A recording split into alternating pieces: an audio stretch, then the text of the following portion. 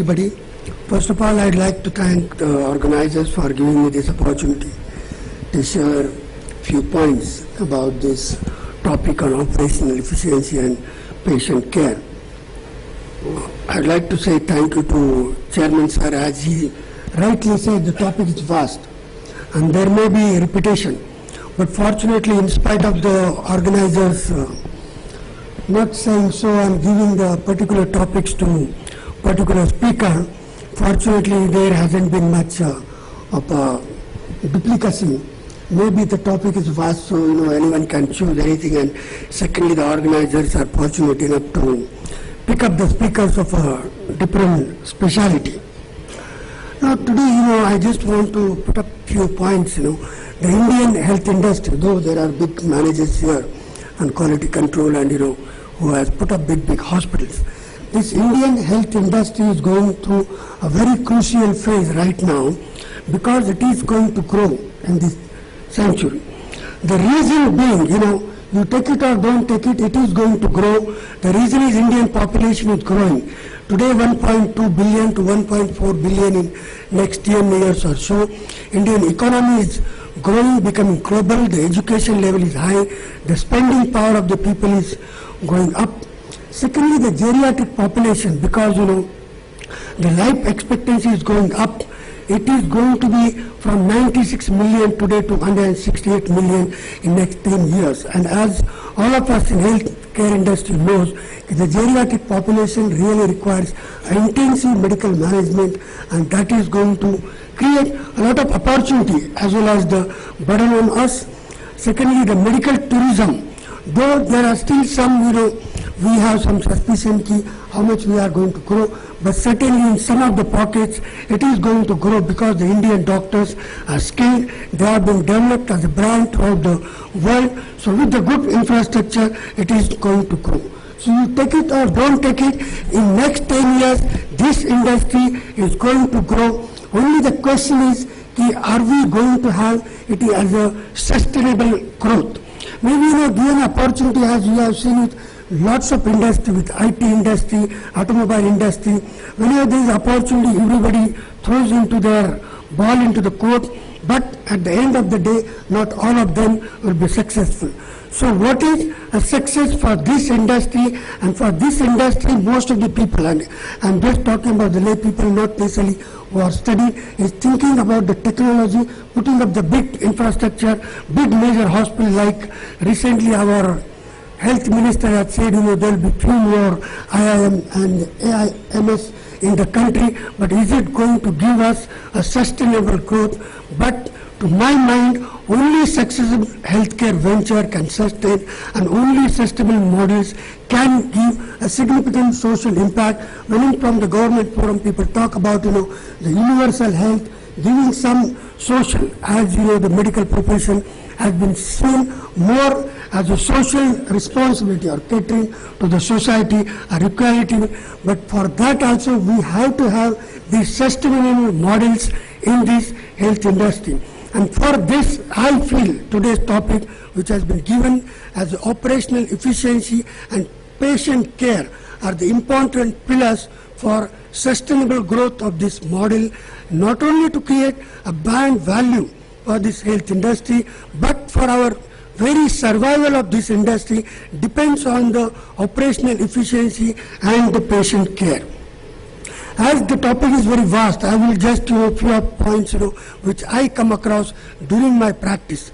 There are many ways to enhance this operational efficiency by reducing unknown, unnecessary and inefficient operational complexities. Areas include process variability, matching patient needs with required staffing levels, equipment procurement, utilization, and many more. To my mind, as our quality control managers and all these managers have seen the end-to-end process. And these flowcharts, there are flowcharts in every hospital. Of course, with these NABH and NIBH and all these quality control models, this is in place. But what is most important is, are we going to observe and are we going to supervise that these end-to-end processes are well implemented and executed? And mind you, if you create these end-to-end process models, you write it down very well like a textbook. We also call in a medical college, each and every student learn from the textbook, everything is there in the textbook. But what is executed is most important. Maybe when you get these quality control and some accreditation, we have everything in place.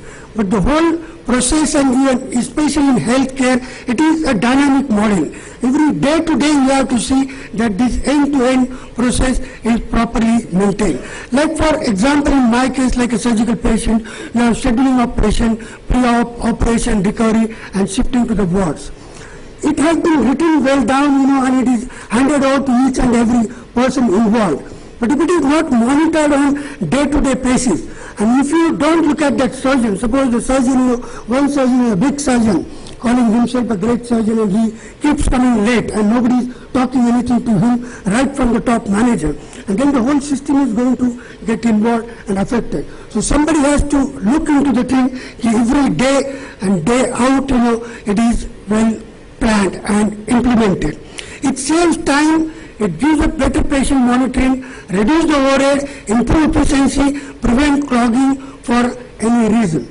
So the benefits are well known, but sometimes the people start complaining the individual performance because of this system. There's a surgeon who is very busy. Maybe he's busy, he's operating in 3-4 hospitals, and if he takes little time in one hospital, his work gets hampered. So that individual performance might get little hampered, but overall, the productivity of that hospital will be enhanced if we take a look at it.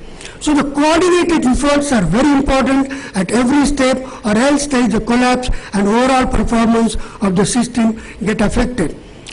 Now suppose, not only this individual we have to see, but at the same time, staffing of each department we have to look into.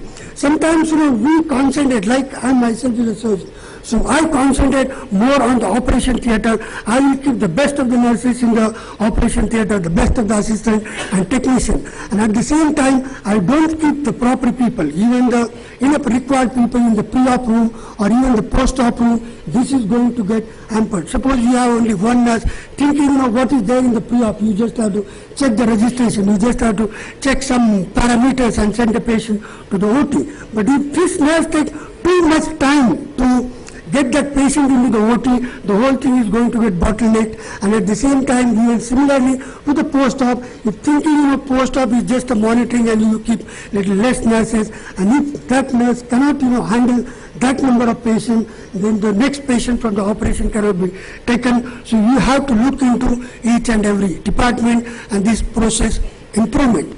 Now this, if it is every day, what we have to see this process improvement again and again. I'm saying we can write it, well written, all these SOPs and the end-to-end process, but it has to be seen on day-to-day basis, and we have to find out and correct those defects which have been seen by 20-30 years back by the automobile industry, and which is very apt for us today even to implement that.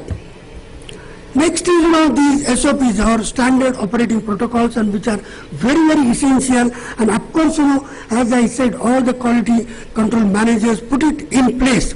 But what I found out in some of those SOPs are, they are like a jargon, and sometimes it becomes difficult. So you have to have a very specific SOP. I have seen SOPs for CABG and for doing IND, it is the same thing. You can imagine to have the SOP for the CABG and doing some lipoma or cyst to be on the same line, and then sometimes you might get some benefit with the major surgery, but when we are doing some minor procedures, we have to have these very specific, non-descriptive, easy to understand and easy to implement, and we have to where we have to have these SOPs. Not necessarily, some of the time it becomes too theory, too much theoretical. Some of the procedures are so simple where you really don't require SOP. You have to train your staff, just to do that work, and then, you can go ahead. This operational efficiency is very, very important, and I'll give you an example. As medical care is largely a commodity today, now we have to forget our days of those noble profession and telling doctor as a god or whatever. But today, not only because of this Consumer Protection Act said so, but the patients and population perception has changed over the years. So quality of care will only marginally distinguish a particular hospital, at least within a class of competent hospitals. I tell you, those were the days, one can say one particular surgeon and people used to, go into the plot for that surgeon. But today, that is not so. If today we take one example of CABG and done by the best of the surgeon in one of the hospitals, and not so best, I am saying, anyone can who does CABG competently, he is competent enough to do that kind of surgery. So there is a certain marginal difference, but there is no a major difference, of the outcome. So the CABG done in, say, 5 major hospitals in Pune, where it is done competently, so there is hardly any marginal difference between the two surgical patient outcome. So what is going to make a difference is the benefits like short waiting times, fast turnarounds. That is going to distinguish one hospital from another, and that is going to give you the better outcome. It's not that you employ the best of the doctors. Today, that was the days, gone to run the hospitals on the best of the doctors. Where now, today you have lots of best people. So you can get many people for many hospitals. So what is most important is what outcome you get out of these best peoples. Now when we talk about the patient care, it's again well written in the whole textbook, and it has been very well written by there's one book called, the management experiences of Mayo Clinic. I have gone through that book, and they have explained the patient first policy, and which is all universal for all hospitals, for all doctors. It is patient centered culture, high quality compassionate medical care, respect for the patient family, and the respect for their family doctor. It should be comprehensive evaluation with timely, efficient assessment and treatment. But when I was going through this, again when we want to implement what is patient care, the talking is different, talking great is different, but when we want to implement, I have come through a very interesting phenomenon called checklist. And of course, in every hospital, I am not saying anything new. What I am saying, how it has to be implemented, how it has to be executed. All of you know the checklist literally is a written guide that walks through the key steps in a complex procedure, and which is very important when you want to get through a complex procedures of the surgery or the medicine, the checklist, because it will, eliminate those human errors. Or maybe suddenly you get something and sometimes you might forget, which is a very important point. And these checklists are best known by used by those airplane pilots. Of course, as we doctors say, if you do some mistakes, only one patient suffers. But here in airplane industry, if the pilot does one mistake, there are many people, more than say 400, 500 people, and their life is at stake. So these checklists are very, very well written, and they have been well guided and implemented in these pilot programs for long many years, and these are very important for us. And there was very important book written by the Checklist Manifesto by one Atul Gawande, who is a surgeon from Boston, and I feel people should, or our industry should read that checklist manifesto. Again, it should be very simple, done in a short time, should not be compulsory, should be done judiciously, and even there are examples of failed checklists, so people find it very difficult to employ it. Now I just want to put one line, because in the beginning the organizer told me to speak on emerging healthcare models, in today's world, and I was going through, it may not be relevant to this. I come across and I hear, and a lot of you also hear, we talking about the doctor-patient ratio. And whenever we talk about doctor-patient ratio, and we use the word, it's very pathetic in India, but have anyone thought about, we have a 1.2 billion population, and there are 6.5 lakh, of allopathic doctors in this country, and the WHO everywhere, big letter, world say that it comes only 0.64 thousand population, when the ideal standard global recommendation is 1 per thousand population, and the US has 1.3 something like that per thousand. But have you heard about, we have 7.5 lakh Ayush doctors in this country even today who has been legally permitted to practice allopathy.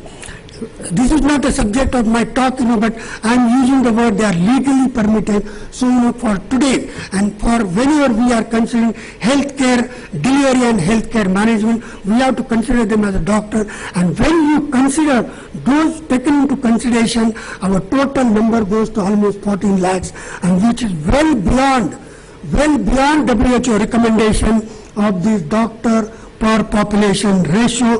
Think about it, make it use of it. And now I'll not go next.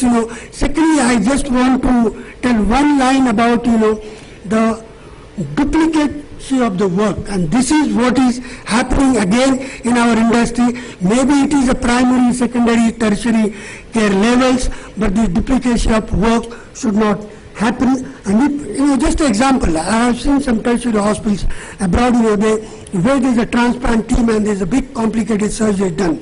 And you don't see, some cysts and lipomas are done. But this is not so in India. Maybe, there are different compulsions. But, if you think globally, if you think, positively, we have a big modular O2, we have such a high place infrastructure in a tertiary care hospital which require a big infrastructure. My friends will tell you how much it costs. And the same O2, if you do some cysts and some hernias and some lipomas, what kind of money you are using. So if we stick to tertiary care hospital, giving the tertiary care, secondary care hospital giving only secondary cares and primary cares, certainly I'm not talking on an individual level. Individual level, maybe we will have some losses or the models will be different, but at a national level, certainly we'll do great if we try to implement such things. And thank you so much for giving this time to share my views.